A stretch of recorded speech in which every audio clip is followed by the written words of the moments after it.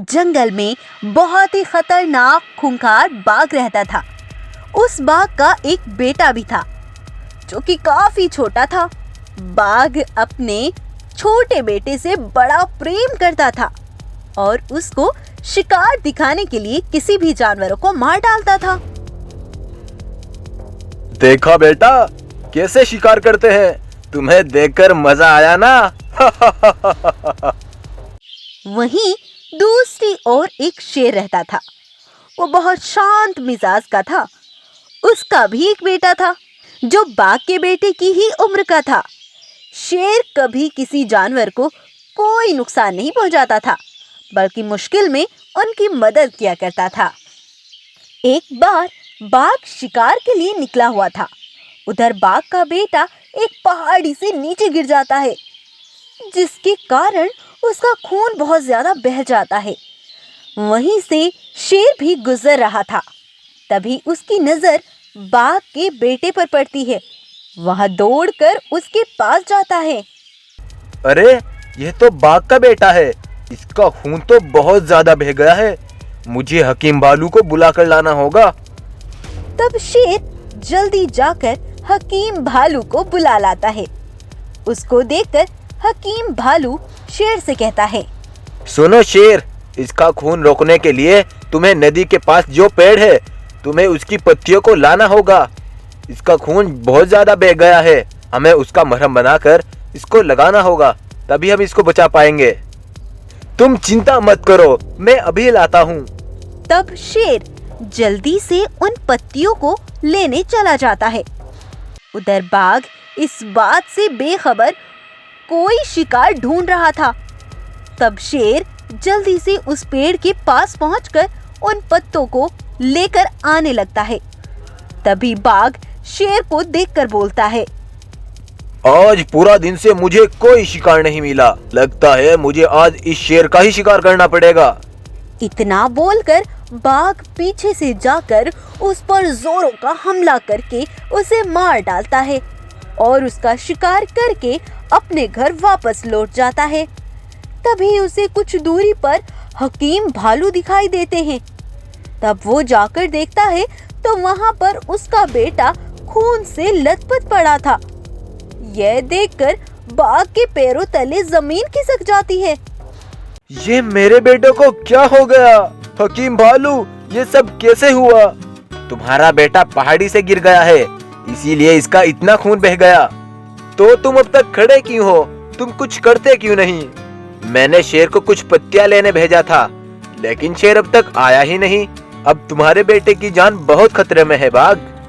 ये सुनकर बाघ मन ही मन सोचता है, तो वो शेर मेरे बेटे की मदद कर रहा था, लेकिन मैंने उसे मार डाला। ये मैं कैसे कर सकता हूँ? माफ करना बाघ, अब तुम्हारा बेटा इस दुनिया में नहीं रहा। यह सुनकर बाघ फूट फूट कर रोने लगता है और कुछ देर बाद बाघ शेर के बेटे के पास जाता है और उसे सब कुछ बता देता है। बेटा, आज से मैं तुम्हारा ख्याल रखूंगा और कभी तुम्हें कोई परेशानी नहीं आने दूंगा। तब से बाघ शेर के बेटे को अपना बेटा मानकर पालता है और एक खूंखार बाघ से बदलकर एक अच्छा बाघ बनकर रहने लगता है।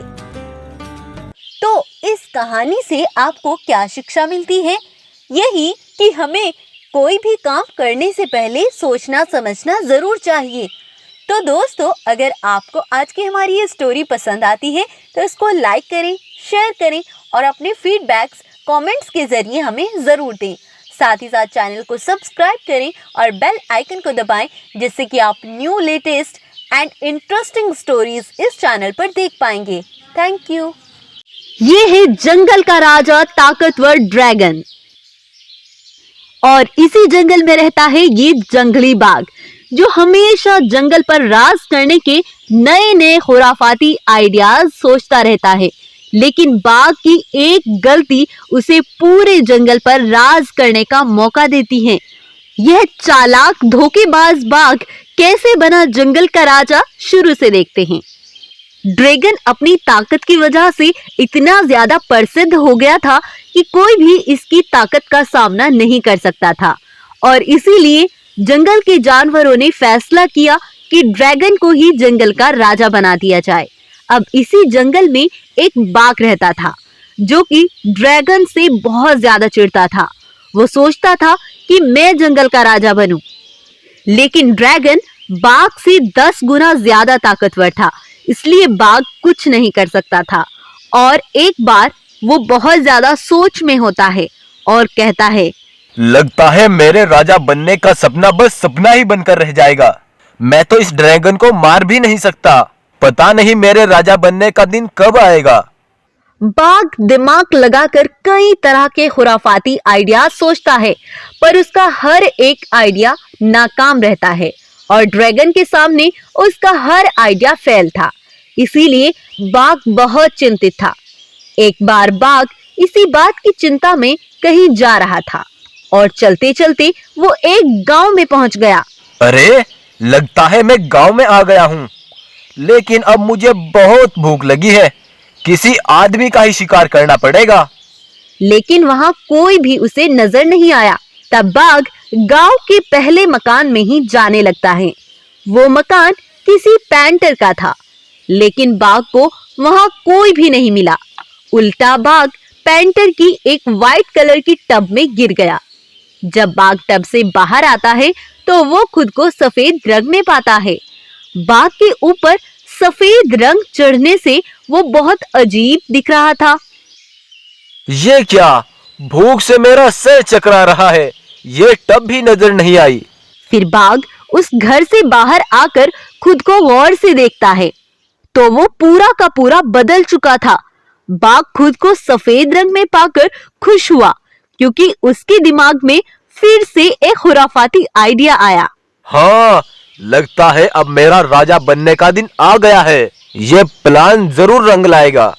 ऐसा सोचकर बाघ वहां से जाने लगता है और सीधा तेजी से चलकर महाराज ड्रैगन के पास पहुंचता है और जंगल के बाकी जानवरों को भी इकट्ठा कर लेता है। ड्रैगन के सिंहासन पर खड़ा होकर सफेद बाघ बोलता है, सुनो सुनो दोस्तों, आज मैंने एक जानवर की जान बचाई तो भगवान ने मुझे खुश होकर बिल्कुल अलग सफेद रंग में बदल दिया और मुझे बहुत सारी अद्भुत शक्तियां भी दी है। मैं किसी भी मुसीबत से आसानी से निपट सकता हूँ। तो आज से इस जंगल का राजा मैं हूँ। तब ड्रैगन और बाकी के जानवरों को भी बाघ की बातों पर यकीन आ जाता है और वो बाघ को ही जंगल का राजा बना देते हैं। अब बाघ का सपना पूरा हो गया था और राजा बनकर बाघ की खुशी का ठिकाना नहीं था। सिंहासन पर बैठकर सफेद बाघ सबको हुक्म देता है, सुनो मेरी बात ध्यान से। आज से तुम एक एक करके मेरे लिए भोजन लाओगे। हाँ हाँ हाँ हाँ महाराज, क्यों नहीं, हम आपके लिए क्या इतना नहीं कर सकते। यह कहकर गाय बाघ को ताजा मांस लाकर खाने को देती हैं और अब बाघ बड़े मजे से सभी से ताजा ताजा मांस मंगवाकर खाता है। एक बार सभी जानवर बाघ के लिए मजे मजे के भोजन लेकर आए, लेकिन तभी जोर जोर से बारिश होने लगी और बाघ का नकली सफेद रंग पानी में घुल गया और वो फिर से अपने रंग में आ गया। यह देखकर सभी जानवर चौंक गए। ड्रैगन ने जब ये देखा तो वह समझ गया कि ये तो वही धोखेबाज बाघ है। अच्छा, तो कहाँ गई तुम्हारी अद्भुत शक्तियाँ? हमारा बेवकूफ बनाने की जरूरत भी कैसे की तुमने? धोखे में रखकर सभी को परेशान करते रहे। अब देखो मैं तुम्हारे साथ क्या करता हूँ। ड्रैगन तेजी से बाघ के पीछे भागने लगा। बाघ ने अपनी जान बचाकर भागना चाहा, लेकिन ड्रैगन ने उस पर इतने हमले किए और इतना मारा कि बाघ के वहीं प्राण निकल गए और इस तरह से उस चालाक धोखेबाज बाघ का वहीं पर अंत हो गया। शिक्षा: धोखे का बदला हमेशा बुरा ही होता है।